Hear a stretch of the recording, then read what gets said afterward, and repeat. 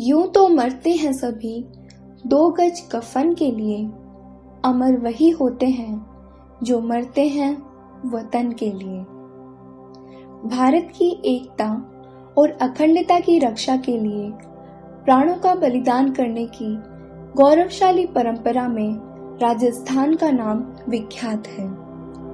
इसी बलिदान की परंपरा में नागौर जिले की लाडनू तहसील के सुनारी गांव में ऐसे ही एक बलिदानी हुए सूबेदार मोडाराम बीरड़ा। 10 पैराशूट रेजिमेंट के सूबेदार मोडाराम ऑपरेशन पवन के दौरान भारतीय शांति सेना में श्रीलंका में तैनात थे। 26 अगस्त 1988 को श्रीलंका के ग्रीन पाचे इलाके में घने जंगलों में मोडाराम अपनी टुकड़ी का नेतृत्व करते हुए आगे बढ़ रहे थे। तभी अचानक लिट्टे उग्रवादियों ने घात लगाकर भीषण हमला किया। सूबेदार मोडाराम ने अदम्य साहस और वीरता का परिचय देते हुए तुरंत मोर्चा संभाला। घायल होने पर भी अपनी टीम का मनोबल बढ़ाते रहे और रेंग कर उग्रवादियों के बंकर तक पहुंचे। बंकर को ध्वस्त करने के बाद वीर गति को प्राप्त हो गए। सूबेदार मोडाराम के इस वीरतापूर्ण कार्य, प्रेरित नेतृत्व, उच्च मनोबल एवं उत्कृष्ट बहादुरी और निस्वार्थ भाव से दिए हुए बलिदान के लिए भारत सरकार द्वारा सूबेदार मोडाराम को मरणोपरांत सेना मेडल से सम्मानित किया गया।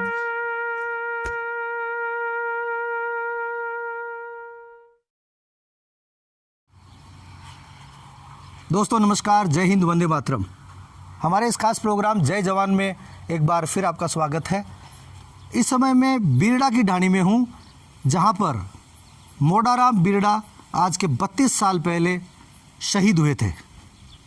मोडाराम बीरड़ा 10 पैराशूट रेजिमेंट में थे, जो कि 1988 में हमारी सरकार ने जो शांति सेना यहाँ से भेजी थी, उसका नेतृत्व करते हुए LTTE के लड़ाकों से लड़ते हुए वहाँ पर शहीद हुए थे। दोस्तों मैं आपको बताना चाहूँगा कि आपने 1971 का युद्ध भी लड़ा था, और जब हमारी सरकार ने अक्टूबर 1987 में यहाँ से शांति सेना भेजी, तो आप उसमें एक प्रमुख पद पर वहाँ भेजे गए थे। और इसके बाद 1988 में आपने एक ऐसी मुठभेड़ में हिस्सा लिया जहाँ पर आपने 7 उग्रवादियों को वहाँ पर ढेर कर दिया, लेकिन बाद में वहाँ के LTTE के उग्रवादियों ने आपके ऊपर घात लगाकर हमला किया, जिसमें आप वीर गति को प्राप्त हो गए। आप मूल रूप से सुनारी गांव के रहने वाले हैं, लेकिन आपका परिवार यहाँ पर गनोड़ा से सारोठिया के बीच में बीरड़ा की ढाणी में खेत में यहाँ पर रहता है। आपके पुत्र सुखदेव मेरे साथ है और आपके भतीजे श्रवण जी हमारे साथ है। बात करेंगे सबसे पहले सुखदेव जी से। सुखदेव जी, मोडाराम जी शहीद हुए थे, आपके पिता, आप मात्र 4 साल के थे। जी। किस तरह का अनुभव था बचपन में ये सुनते हुए एक बहुत बहादुर पिता के बारे में? किस तरह का आपका अनुभव रहा? परिवार से उनके बारे में, उनकी वीरता के बारे में सुनने को मिलती थी बहुत सी बातें जी। मैं तो छोटा था, मुझे इतना पता नहीं था कि क्या क्या हुआ था, कैसे हुआ, लेकिन दादाजी, भाई साहब, काका जी और परिवार के सदस्य बताते थे कि मेरे पिताजी ने कितनी बड़ी वीरता का कार्य किया था, और उन्हें राष्ट्रपति द्वारा मरणोपरांत वीरता पुरस्कार सेना मेडल भी मिला था। सेना मेडल से आपको पुरस्कृत किया गया था जी। किस तरह से, क्या प्रेरणा मिली आपको? बचपन में एक बच्चा होता है, उसके मानस पर कुछ चीज़ें बैठ जाती है, उसके मानस पटल पर कुछ चीज़ें बहुत ज़्यादा असर करती है।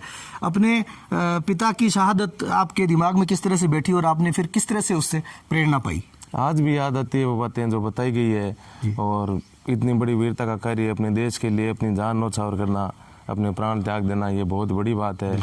और बहुत ही कम ऐसे शख्स होते हैं जो इस मुकाम तक पहुंच पाते हैं। यानी सिपाही से वो उन्होंने कार्य शुरू किया, सूबेदार रैंक तक पहुंचे, बाद में वीरता अच्छी दिखाते हुए युद्ध के अंदर शहीद हुए, और बाद में उन्हें राष्ट्रपति पुरस्कार भी मिला, सेना मेडल राष्ट्रपति द्वारा। तो बहुत बड़ी बात थी।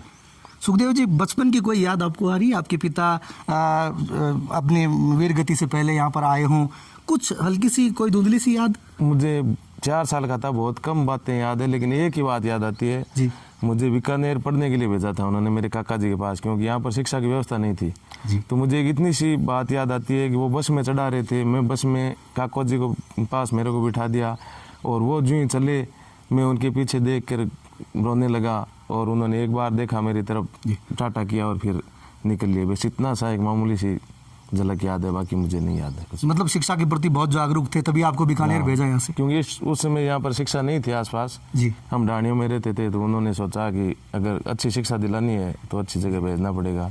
जी ये श्रवण जी से बात करना चाहूँगा। श्रवण जी, आप इनसे थोड़े बड़े हैं और आप भी उनके भतीजे हैं, तो क्या उनके बारे में, आप कितने साल के थे उस समय? मैं 9th में पढ़ता था उस समय।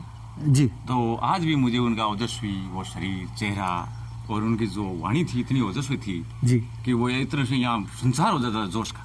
जी और मैं 9th में था, मुझे मोटिवेट किया था पढ़ने के लिए, और शिक्षा पर उनका बहुत ज़्यादा जोर था। अच्छा। और शिक्षा के साथ वो संस्कार पर भी बहुत जोर देते थे कि संस्कार अच्छे होने ज़रूरी है। जी तो उनके वो जाने के बाद में भी वो मुझे स्वतः ही उनसे वो आती थी प्रेरणा मुझे। आप उनसे प्रेरणा पाते हाँ, थे? बिल्कुल पाते थे, वो बहुत ओजस्वी थे वो। 1988 की वो अगस्त, क्या आपको याद आ रही है जब वो गए थे और फिर वापस नहीं आए? हाँ, वो मैं यहाँ से छुट्टियाँ पूरी करी, मैं उनसे पहले चला गया था यहाँ से। जी। लेकिन वो जैसे यहाँ खेतों में काम करते हुए वो आज भी जैसे पिताजी को मोटिवेट कर रहे थे, भाई अच्छा फसल बोना चाहिए, अच्छा ऐसा होना चाहिए, बच्चों को अच्छी शिक्षा देनी चाहिए, इस प्रकार वो आज भी मुझे वो चेहरा ऐसा आता है। जी और उनकी वो जैसे छुट्टी आते थे तो वो मतलब ओझ पैदा कर देते थे। जी निराशा बिल्कुल ही उनके नहीं थी, और वो बार बार यही जोर देते थे कि मेहनत कभी बेकार नहीं जाती। जी और उन्होंने भी सिपाही से लेकर सूबेदार तक अपनी मेहनत के बलबूते पर ही, और कमांडो में वो सेम अपनी इच्छा से गए थे। पैरा कमांडो में? हाँ, पहले वो जाट रेजिमेंट में थे, जी फिर उनके अपना वो जोश और अपना जुनून था उनमें कि मैं देश के लिए कुछ करूँ। जी तो फिर वो अपने इस बहादुरी की वो जाने हुए कमांडो में गए थे। पैरा कमांडो में गए थे। और वो इगोतर की लड़ाई के बारे में हमें बताते थे, यहाँ आते थे, मैं छोटा था उस समय। कुछ याद है, क्या बताते थे? हाँ, वो बताते थे कि हमारे छात्र नाम का कस्बा था, उसको कब्जे करने का टास्क मिला। अच्छा, तो पाकिस्तान का? पाकिस्तान का जयपुर महाराजा भवानी सिंह के नेतृत्व में हम वहाँ हवाई छतरियों से उतरे थे। अच्छा और वो रात बड़ी विडम्बना थी, लेकिन वो हमारा जोश और एकता और उनका कुशल नेतृत्व से हमने वहाँ सुबह विजय प्राप्त कर ली थी, सुबह 4 बजे। तो वो एक सामरिक महत्व का कस्बा था, जो आज भी वहाँ छात्र जयंती मनाते हैं वहाँ पलटन में, और परिवार को बुलाते भी हैं। जी वाकई में इंसान ऐसे धरती पर बहुत कम देखने को मिलते हैं। जी निराशा उनके नज़दीक नहीं थी, बिल्कुल निराशा नहीं थी, हमेशा हाँ। सबको मोटिवेट करते रहते थे। मोटिवेट। सुखदेव जी जब बहुत छोटे थे तो आपको यहाँ से, क्योंकि शिक्षा की अच्छी व्यवस्था नहीं थी, तो आप इतने दूरदर्शी थे कि आपने बचपन में ही सुखदेव जी को यहाँ से बीकानेर अपने रिश्तेदारों के यहाँ पढ़ने के लिए भेज दिया था। श्रवण जी भी बता रहे थे कि बहुत ही ज़्यादा मोटिवेट करते थे। सूबेदार मोडाराम बीरड़ा को ये पूरा क्षेत्र जानता है, हम उनकी वीरता को नमन करते हैं, और हम आपको लगातार इस तरह के शहीदों के बारे में और इस तरह के लड़ाकों के बारे में जिन्होंने हमारे देश के लिए अच्छा योगदान दिया, इस तरह के कार्यक्रम हम आपको लगातार दिखाते रहेंगे। आप लगातार हमारा यह YouTube चैनल देखते रहिए, जिसमें हमारी ये खास सीरीज चल रही है, जय जवान।